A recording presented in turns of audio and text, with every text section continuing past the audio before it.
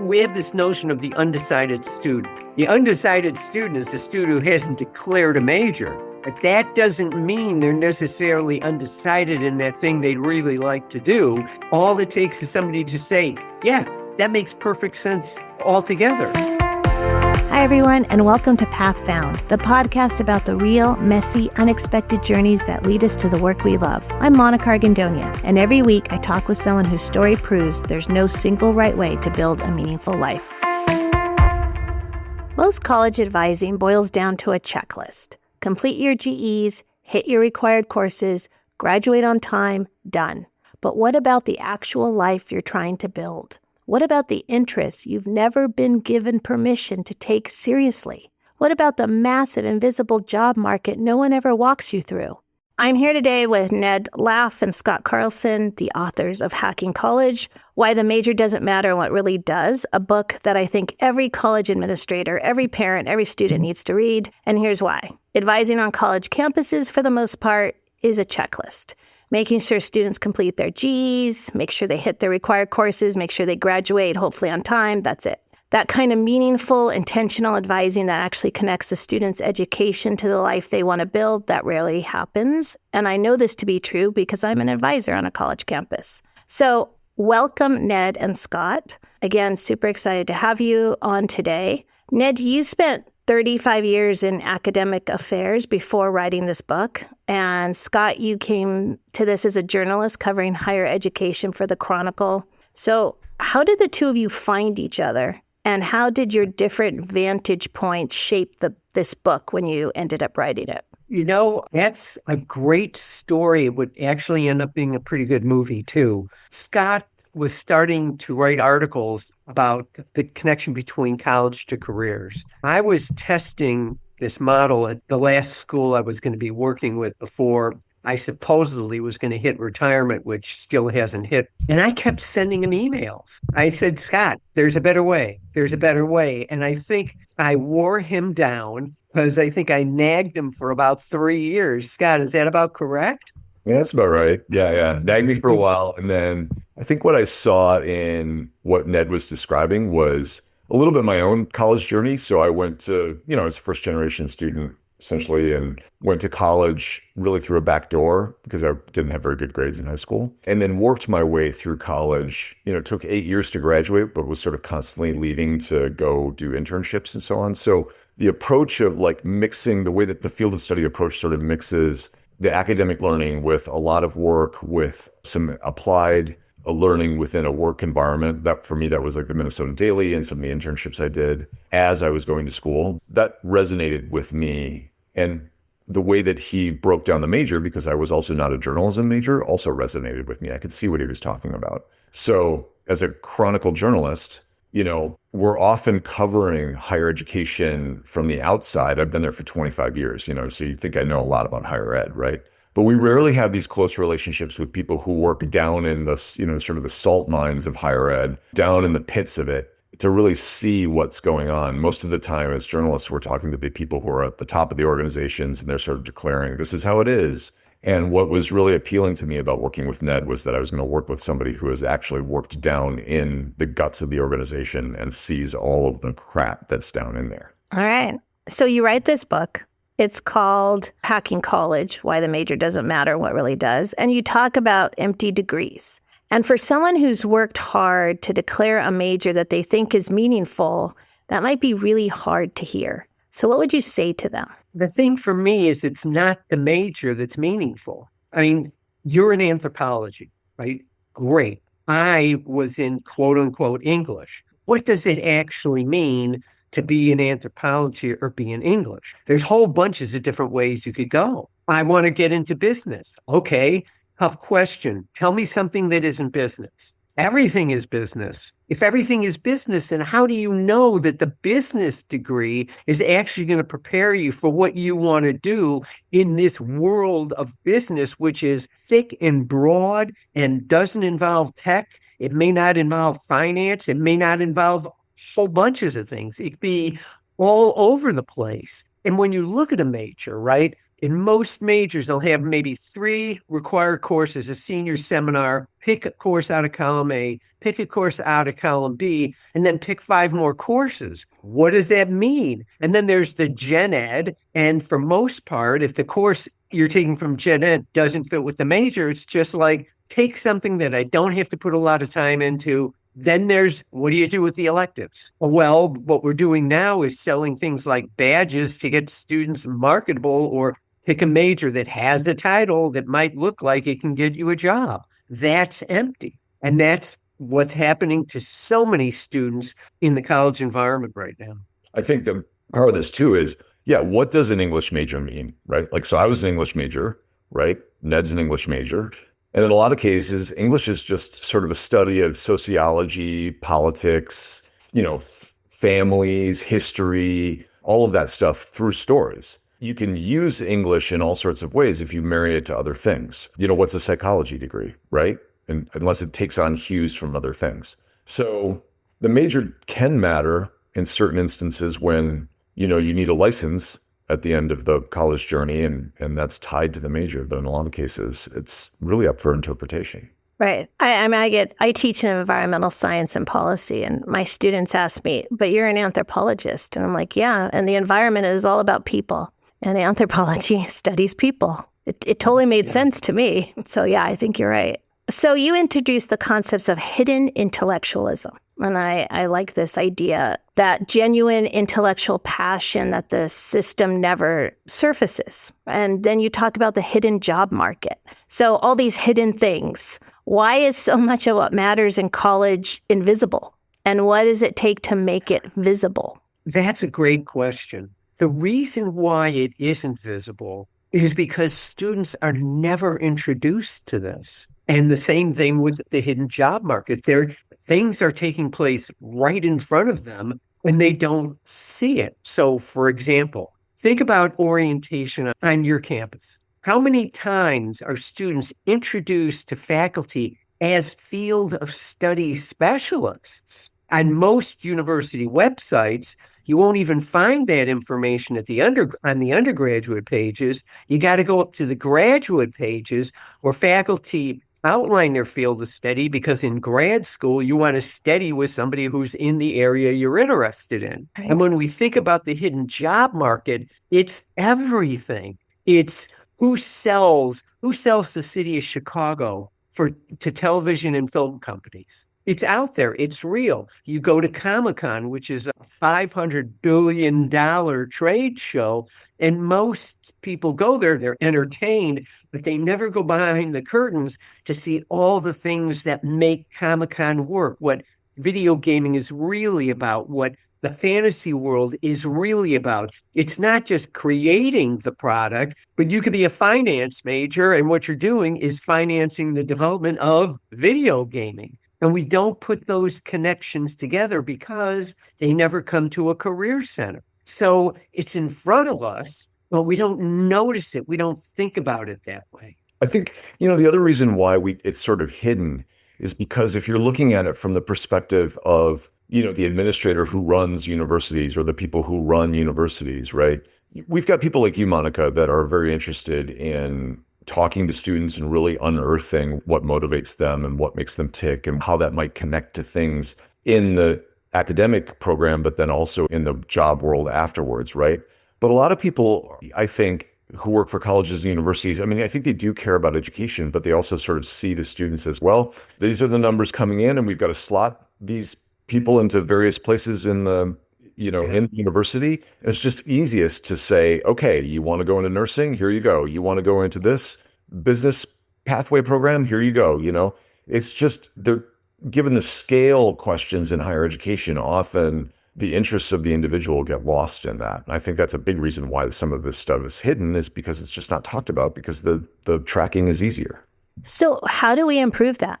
Career centers aren't adept at this. And, there might be a handful of faculty who are going out of their way and doing some of this stuff, but how do we make it visible? We talk about it in 2 different ways. One is to offer scaling on the front end of some sort. So, you're looking at orientation programs, first-year experience programs, comp courses, and so on. And we'll let Ned get into this a little bit. but to try to change the narrative about how you go to school with a broad number of students, right? Okay, let's take the focus off the major. So all the things we just talked about in the beginning of this podcast, right? And you sort of start to reorient their idea about it. And then you have people within the organization that then reinforce that idea through conversations with students that happen through the next 4 years. Now, do you want to talk about some of the processes around that?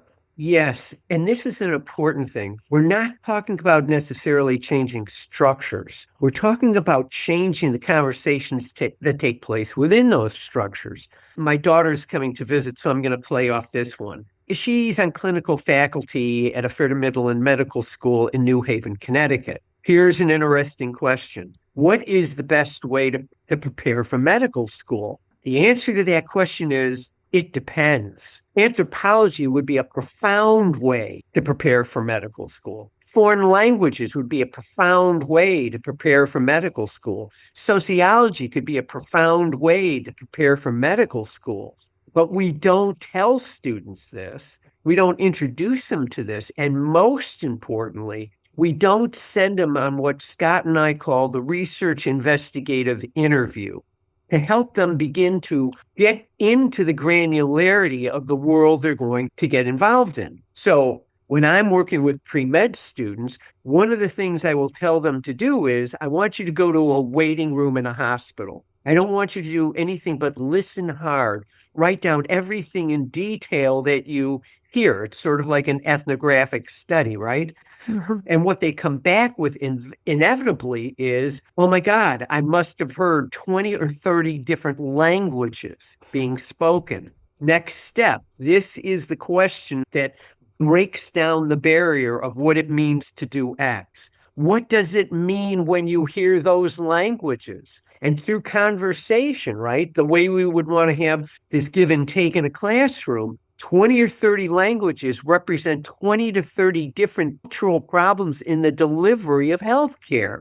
Interesting question. How is an invertebrate biology course going to help you with that problem if you want to be a doctor? And these are the kinds of conversations that could take place in an orientation course to college, a first-year seminar course. I even taught a first-year composition course, and I had to match two different things. The first thing, they had to come out with mastering the learning outcomes of the composition course. But the other thing they did was they went through the hacking college process. And what I found in it was that when they were looking at their life as text and then going through the different rhetorical forms, they ended up writing better essays and mastering the tools better because they were writing about something they cared about themselves. So you brought up this research investigative inquiry, and it's a great process, and you outline it in the book. But if I'm a 19-year-old and I'm, sophomore, I have no idea what I want to do, what does this process look like for me? Well, the first thing is you made an assumption. I don't know what I want to do. My experience has been they have a sense of what they want to do, but in many instances, they're not allowed to think about it because they don't see how it fits in the traditional structure, or it sounds crazy, right? So my other daughter, I knew she was always going to go into law, and she is in law. She just had to do it through modern dance and choreography. And she did put all the pieces together through modern dance and choreography. But what happens when you start the hacking college process is you put students in a permission zone. Those things that you care about, those things that you would really shut the noise out if you had the opportunity to pursue it. And somebody said to you, I can guarantee you a living. What would that be? And they start talking about that thing that really drives them, what would make them go down the rabbit hole. Now, during this investigative interview, that will change because that's what research is about. You start talking to people, you start pulling in more information, you start clarifying your sense of ideas and self. And all of a sudden, you begin to formulate where it is you want to go because you're not only clarifying your hidden intellectualism, you're clarifying your ability to see what's out there in the world and in the world that you want to get involved in. we have this notion of the undecided student. The undecided student is the student who hasn't declared a major, but that doesn't mean they're necessarily undecided in that thing they'd really like to do. All it takes is somebody to say, yeah, that makes perfect sense altogether. I had a student who came in who wanted to be a cook, but wanted to cook healthy foods. Okay. I said, let's look this up. Food and health. And up comes a culinary medicine program I think it's at Tulane University. Yeah. Who would think, right? It's there, it's alive, it's well, but it's not outlined in a college catalog that says undergraduate program in culinary medicine pre-med.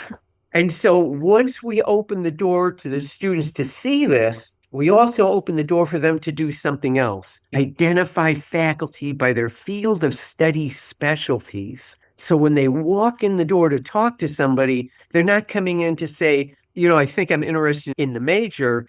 They're coming in to say, I think I'm interested in you and what you're doing and how that matches what I'm doing. And that always changes the nature of the conversations. I have a lot of first-generation students coming to my office. I was also first-generation, and I remember my dad, no matter what I did, he was super supportive, but no matter what I did was, how much money are you going to be able to make? Are you going to be able to get a job? By the way, my bachelor's degree is in film production. I think for a lot of these students who come in, they're actually terrified of, and kind of what you're talking about is a non-traditional path. And having to go back to tell their families this, and who are worried that they won't have anything concrete to show for their education. What do you say, or how can we encourage them to do this? That's a cool question, because there's two different ways of looking at this, right? There's what the student wants to do, and then how they explain it to their families. And those aren't necessarily the same things. I was working with a student, all she was interested in was skydiving. And everyone would say, what are you going to do with that? Some of the people said, well, you could join the military and be a paratrooper. But when she started doing her research, she found this whole world called the International Federation of Skydiving, right? They're the ones who put on all these different kinds of events. They're a regular organization. She actually hooked into some internships with some of this, right? And she got into the communication side of the operation. So when she was talking to her parents, she was telling them, I'm going into corporate communication. She just didn't say what corporation it was. Now, this actually works fairly well with first-generation students. The key is the translation chasm. This is what Shay in chapter 3 faced. The translation chasm on how I can take this interest. Spoken word helped me. Well, what are you going to do with spoken word? Well, right now, through her path, she's now associate director of a program working with first-generation students at Northwestern University. And she uses spoken word to help get things going with the students she's working on. So the ability to understand that it's not only nonlinear, but when you understand how to make the translation between your interests and how it fits in other areas, that's where it starts to get exciting, right? So when she finally learned the translation, that you're talking about how to use social media, and then she found out, wait, but if I could, then she hears, can use social media bilingually. And all of a sudden she finds out that would make me, quote, marketable as hell. And I'm going to be a Spanish major, right? It is, well, the question of what are you going to do with Spanish disappears, because now she's using all the blank spaces to put all the pieces together and hooking herself into experiential opportunities, which give her this incredible background. And each student in the book is an archetype. There's hundreds of students just like each one in the book. I mean, we would say too, to the parents, the kind of conversation that institutions have to have with parents around, expectations and how an individual student, your kid, leans into what makes them individual, marketable, adaptive in the world. I mean, this is a big part of why we're talking about how to make students adaptive to the world, is having them lean into what they really like. Because if they're leaning into what they like, they can understand, they're going to be seeing the whole world anyway, as opposed to something that they think is sort of marketable and they don't really understand and they don't have any sort of relationship to it. That's not necessarily a good outcome. And, to point to recent instances where, these supposed degrees haven't worked out as well. I mean, you just point to like computer science as an example of that. What's happened to computer science in recent years with AI, or what's happening to some forms of, jobs like business jobs or marketing jobs that lead directly into data entry. I mean, data entry is going to be taken up by AI very quickly. I think that's one of the reasons why students are having a hard time finding work after graduation in these last couple of years. So, that leaning into yourself is going to be important precisely for that reason for being adaptive, being able to see that world broadly. And this also raises the question of, should we be changing the conversations we have with parents during those orientations? When they separate the students from the parents and the parents go into these separate workshops, we need to start explaining to parents, here's this massive world of the hidden job market. Here are all the possibilities that your students are going to be introduced to, and here's how we can help them prepare to put together an integrated undergraduate experience that includes experiential opportunities and help them lean in, as Scott says, to their interests in a way that makes sense. I mean, we've done this talk in front of parents, high-end parents, like the Lehman Manhattan School, which is right across the street from the stock market. We've done it for, run-of-the-mill parents. Their kids are going to sort of normal schools. Once they hear this sort of breakdown of the major and how important it is or what the major actually represents, they start to understand it just like the students do. So I think there needs to be some sort of retraining out there for both student and parent around this. I think that's right about that. Yeah, and I would argue that it probably should even start high school, junior and senior year high school. That is exactly what we're hearing right now. We have people who are coming up to us and asking, can we put Hacking College into the high schools? And my response would be absolutely. And if we started it at junior year, especially with first generation students, and you begin to talk to them about the mechanics, right? Here's how you could use dual enrollment and then community college and then and here's how you identify the four-year institution you want to go to. Now they become agents of their own education. They can put together a cost-effective education that makes sense, and they can address the ROI factor at the same time. And it's the clarification that takes the long time. And that's one of the things where I think K-12 has really been falling short recently, because so much in K-12 has been oriented around assessment testing over the past 20 years or so. That is, I think, reducing the opportunities for students to explore just to explore. And that doesn't give you a hint of like, oh, I'm actually interested in fishing, or I'm interested in motorcycles, or I'm interested in, this aspect. The other thing I think that's like working against students in terms of that discernment process is just how, maybe it's a double-edged sword, but just how virtual everything is, how much of life for, a lot of tweens, teens, late stage, early adults is experienced online. And that's just a virtual vicarious world that doesn't actually give you the interaction with the thing that might give you a sense of whether you actually would want to do it or not.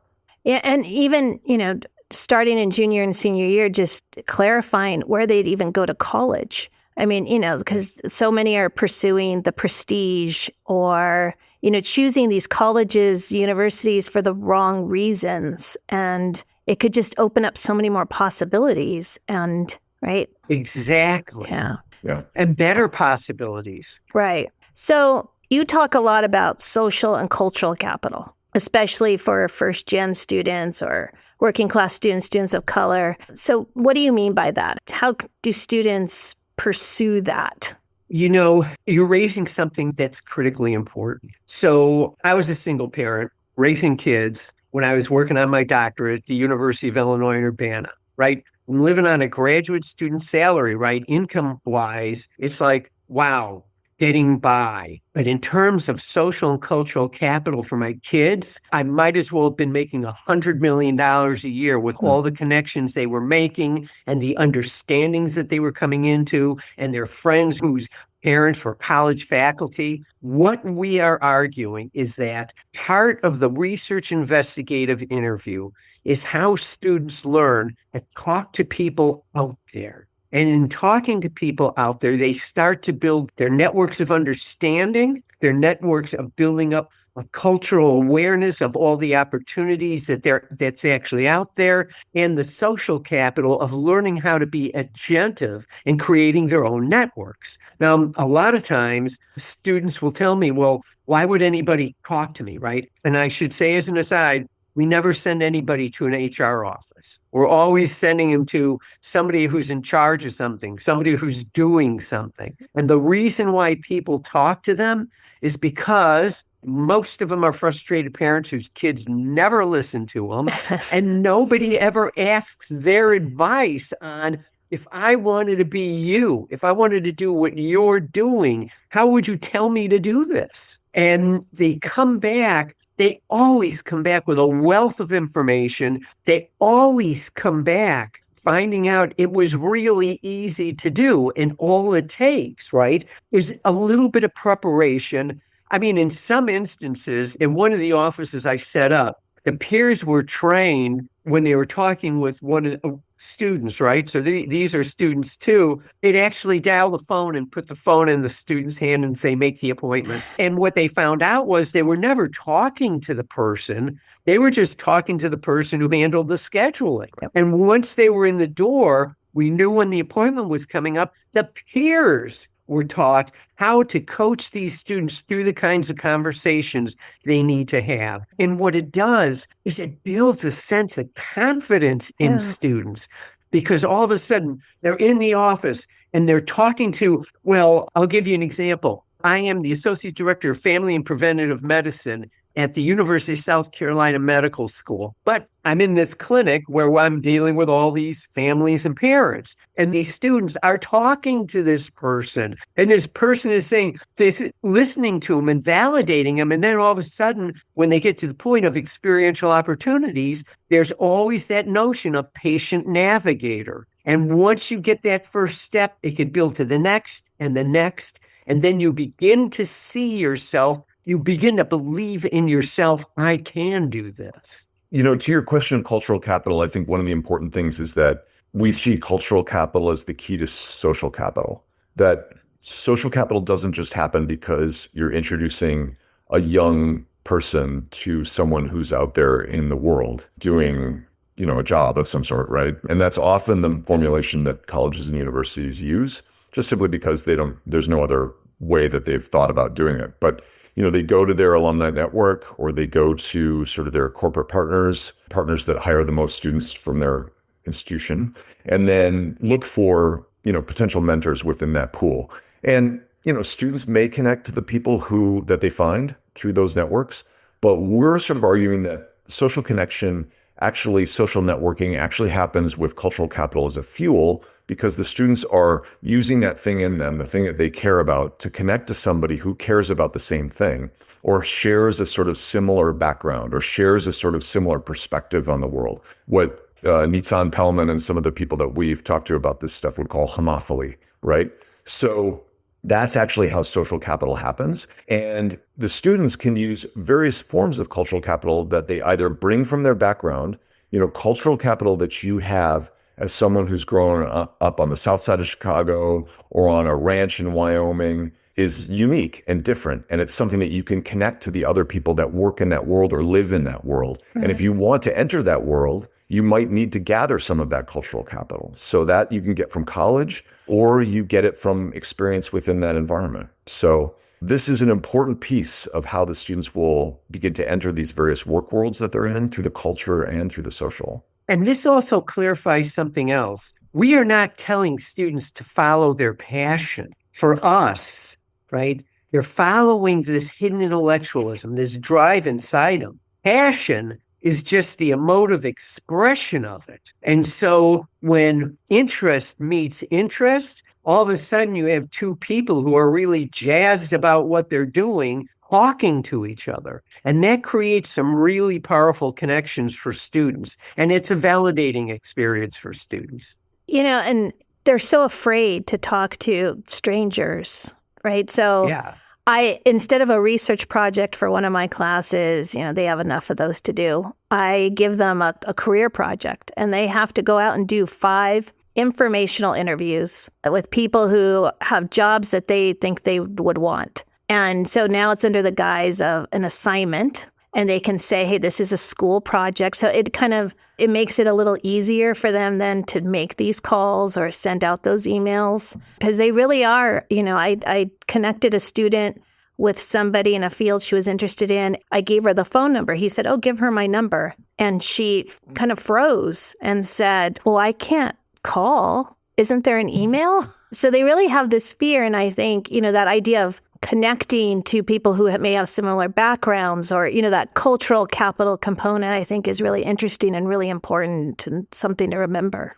Connecting to people is just a muscle. As somebody that has had to do that in my entire career and had to learn essentially how to call up people I don't know at all and then ask them uncomfortable questions as a journalist, right? Yeah. So, it's just a muscle that you learn how to develop. And, to the whole question of this being an assignment, Hacking College, the field of study process that we talk about, we think it should be in a curriculum. It should be in the university as an assignment. These are things that you're going to do. I mean, that's one effective way to get the students to walk through it, But you also, that's a nice segue into this question, is that you point out, you want institutions to be more agile, but they are resistant to change, slow to change. So where have you seen real traction? I mean, what does a school look like that's actually doing this? I can't say where is a school that's actually doing this. I can say that, as Scott likes to say, this is a guerrilla warfare. There are people like us on every campus that are doing this. They're just doing it below the level of visibility. And that's where it starts to take off. Here's the other thing that's important. Once a group of students, 5, 10 students, meet somebody who's helping them do this, the next thing that happens is they bring 5 or 10 of their friends in, and it starts to grow. This is very much a bottom-up process. Because once students get engaged, right, they start spreading the word to other students. You got to see what I'm doing. How did you find out? I was over at this office over here. Now, keep in mind, depending on the campus, this could be set up in a residence hall, in a living learning center. It could be set up in a place where students hang out. I mean, I used to go to the cafeteria and just hang out and talk to students, and all of a sudden they're off doing these things. And so it's not as if you don't have to structurally change. This is not structurally changing the institution. It's changing the working culture of the conversations that run the relationship between students and other individuals within the campus. So one place it's a great arena, for instance, to have your students do these career interviews is on the corporate side of the campus, which we never introduced students to. There are people handling the investment in the endowment. There are people in government affairs. There are people in supply chain management. There are people all over the place that students never know about, because who wants to know about the corporate side of a campus? But yet those people, you can make appointments, you could go in, and part of that is, and you can rehearse this with them. And then when you come out, you could come out with an experiential learning opportunity with them. But at the very least, you're coming out with having experienced how to do that. And the more you do it, the more comfortable you get, and then the better you are at it. There are institutions out there that are trying this at scale. So Champlain College, Roanoke College, Central Michigan is doing stuff with it. There's institutions here in Minnesota are starting to pick it up. University of Rhode Island is playing with the idea of changing their whole orientation to college course around this. It has caught fire with a number of institutions that are looking at how to set it up and scale it up. And each institution has to do it their own way. It's not something that can be done as a blanket process. And Scott mentioned something important here. We're not outlining this is the rigorous model. What we're outlining is a process, and that process can be shaped by an institution to fit that institution's needs. There's no right way or wrong way to do this. It is looking at the process itself, looking at the social and cultural capital of the campus, looking at what's around the campus, and then figuring out how to make it work within the confines of the environment anyone's working in. You're writing at a moment when higher education is under all this pressure from politicians, from families worried about their return on investment, from students drowning in debt, from AI. Does this approach help make the case for the value of a degree, or does it complicate it? I mean, I think it makes the case for the value of the degree. I mean, it depends on, we need to have a national conversation about what is the value of a college degree. So is the value of a college degree just a job at the end of it, which is where the conversation is sort of going right now? Or is the value of a college degree lie in its basis as an education structure for an individual and how an individual sort of gets to what they want to become? And I think what we're trying to do with Hacking College and Field of Study is attend to both of those, that it's not job or passion, if that's how you want to put it. You can find the way to weave these two things together. And I think in terms of what it can do for colleges, I mean, we've spoken about some things already where the colleges could capitalize on this. How do you use this as a recruitment tool to say to students, look, you can come here and do anything. Look at all the different things you can do with the major here, not just like go into some job-oriented major, but craft it in the way that's appropriate for you. Look at how it can save liberal arts programs that might be seen as useless by students and parents. If you reorganize the conversation around what is the value of an anthropology degree or an English degree, then it's very likely you're going to have more students going into those programs to major in them. And that can help to prop up that department. I mean, there's all sorts of ways that this could change the conversation if people took it seriously. So Path Found, this podcast, is about career pivots and life reinvention. And your book is really about helping, 18-year-olds or college students to not have to reinvent themselves at 35. I don't know about that. Okay. No. This is an ongoing process. Okay. What it does do, right, this is important. It gives students the tool to reinvent themselves when they're 35. When you think about it, right, it is, I'm not moving in the direction I want to do. What do I have to do? Okay, now you've got to rethink the paradigm you built for yourself, right? So this goes back into rethink, start doing the same kind of investigation, that not feeling steady in what you're doing. We could call that the anomaly that challenges you to restructure who you are and what you're doing, right? But the important thing, I want to add this in there, it's not about just career development. It's about how you learn to negotiate the day-to-day life that you're going to be living. And this, I'm going to throw in some of my classical allusions, right? This is what Thucydides called politics. How do we negotiate the day-to-day interactions between us and the world that we live in? And so this is embedded in the process. So it isn't just like, I'm going to go out and get into computer science. I'm coming at this in a way so that I know how to think about the implications, the consequences. I'm learning how to think about myself operating in this world. And this world is a world of wicked problems. How we define these problems has a lot to do with how we begin to solve these problems.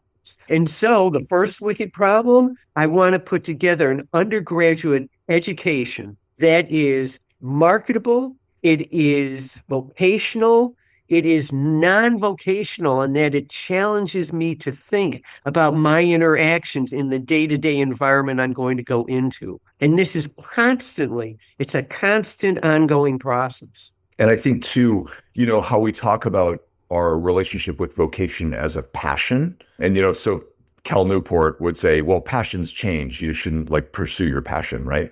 But it's interesting how we have that kind of language to describe our relationship with work, which is very much how we would describe a relationship with a partner or a spouse, right? And in relationships with people, we have there's these analogies with the work. We could have a marriage of convenience to our job, right? Which just sort of pays us and sets us up, but we're not really in love with it and so on. But we can also have a relationship with a job that is more like a passion relationship. And so what if your passions do change? What if you don't want to be with that job anymore? Like, what if you want to get a divorce, right? And so where do you find your new partner in work, right?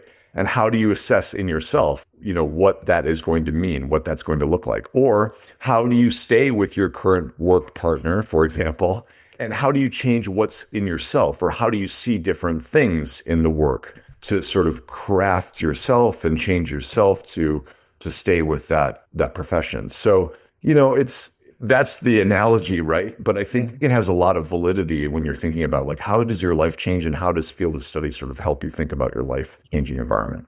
So in a sense, the skills of doing this are skills that you're going to use throughout your life, Right. because I'm fond of saying the only thing that's constant is change. And the one thing we resist is change. And so the whole process of field of study, right, is constantly being able to look at, understand, and negotiate the change that happens in your life day to day. I like that. So then it's not too late. I mean, somebody who's 35, can use this field of study framework and use it to kind of change their path. Yes. Yes.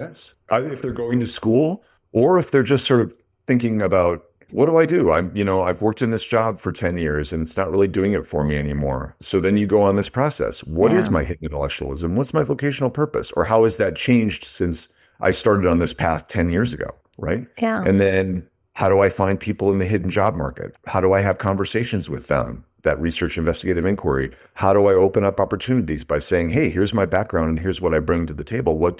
How could I be like you? What else do I need?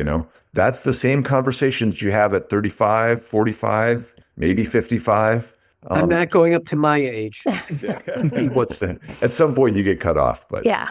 Right. But the other thing is, what do you get out of college? You have learned how to learn. You have learned to take knowledge and think with it, to think about and think through the situations you are in. So it's not necessarily the content, it's the exercise of being able to do this. And so it's a fluid process you just carry with you as you develop.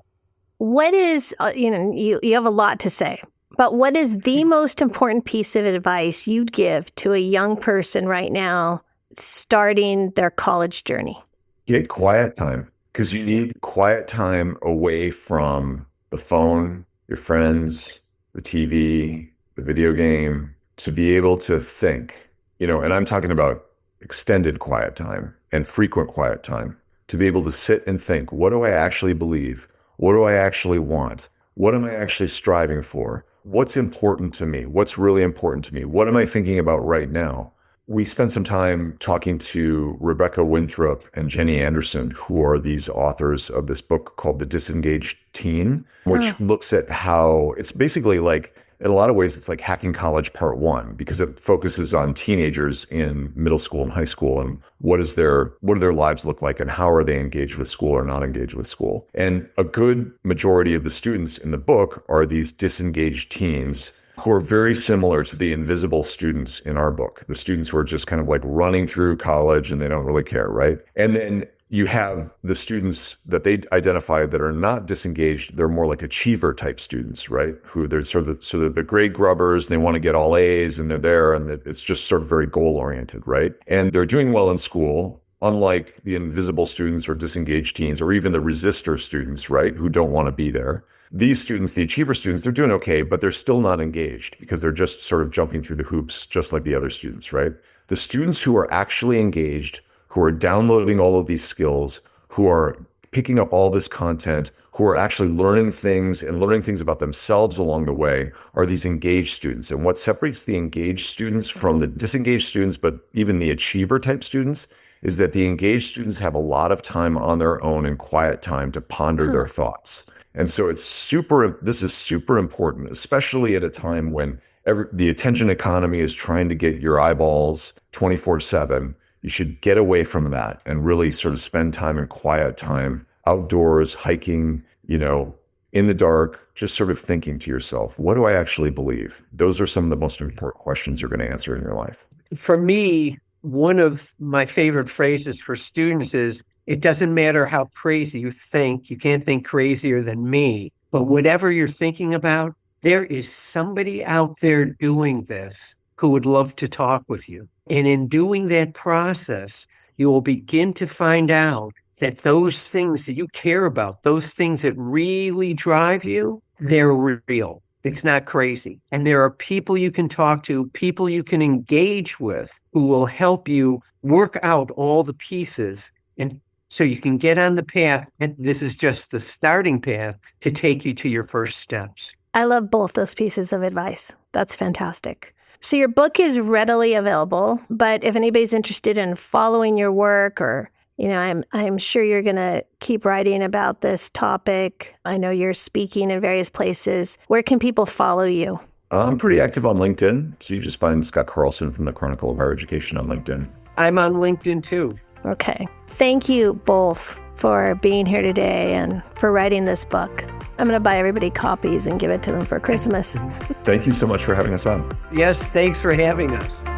Thank you so much for listening to Path Found. If anything we talked about today connected with you or gave you a new perspective, we'd love it if you subscribed, left a review, or shared the episode with someone you care about. You can also find us on Instagram at Path Found Podcast. To explore more stories, resources, and ways to get involved, visit KeystoneNetwork.org. This podcast is just one part of the journey. At Keystone Network, we're helping young people and anyone figuring it out as they go build meaningful futures one step at a time. A huge thank you to my podcast editor, David Strutt. You can find him on LinkedIn for helping bring these stories to life, and to Elizabeth Miner at Silvermine Creative for the beautiful artwork and web design. And if you're on your own path, navigating the unknown, making a pivot, or simply figuring it out as you go, just know you're not alone. The route may not be linear, but there's always a way forward. I'm Monica Argandonia, and I'll see you next time on Path Found.